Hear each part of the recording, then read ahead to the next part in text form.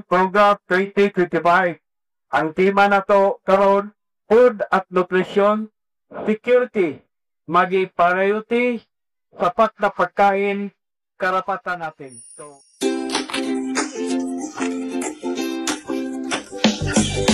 araw-araw tayong kumikilos para sa kinabukas ang malusog. Gulay, prutas at sapat na pagkain, yan ang simula ng magandang hangarin.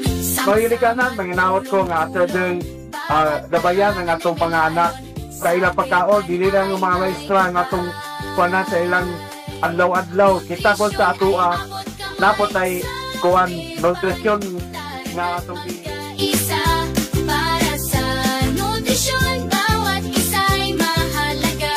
Sapat na pagkain para sa kinabukasan. Bayan ay angat kung lahat ay malusog at masigla. guys ka kuwan kay ang kinapagdatingan nga pagkaon pa kitugan daw ang pa. So, diyan lang ako mga nagdiliganan nga kung may mo provide sa guest pack atong nga bata. For na mo na nga kung may mo kanong medyo nato ni paninggabutan na hindi ako sa mga nagdiliganan na may mo provide din nato ang proper nutrition sa atong mga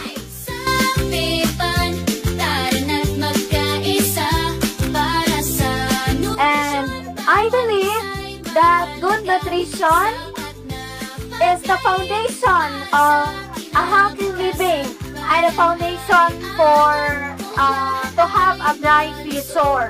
I also believe nga kani ko nung maalahon ta o magbinatayot ta sa atong gigaon will have or will lead us to the good impact sa ato ang kinabuhi. So, to our students, remember that a healthy body and mind are essential for learning and growth.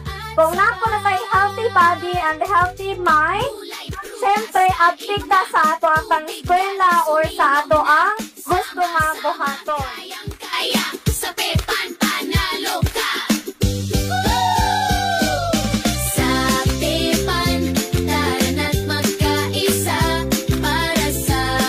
Salamat kayo sa Kapo Barangay Council sa inyong tinuig. No? Tinuig naman ni Akaliukan nga kahakag sila o feeding program sa atong mga kabataan.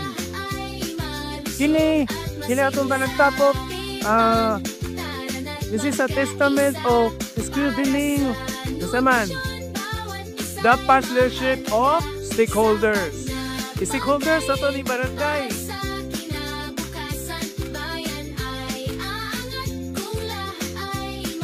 So, salamat. God bless us all.